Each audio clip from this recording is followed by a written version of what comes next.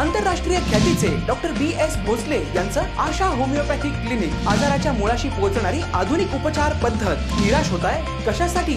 Homeopathy आहे सर्वांसाठी। Bank of India जवळ शिवाजी रोड, मिरज। नांदेडमध्ये रुग्णांचे नातेवाईक आणि महिला पोलीस कर्मचाऱ्यांमध्ये हाणामारी झाल्याचा व्हिडिओ व्हायरल होत आहे।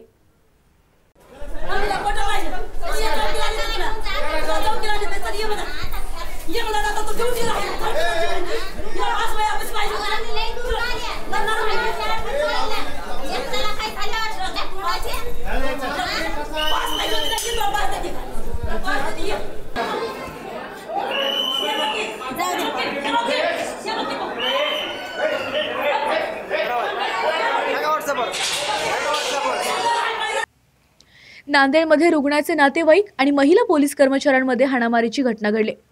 शंकरराव चव्हाण जिल्हा शासकीय रुग्णालय येथे हा धक्कादायक प्रकार घडला।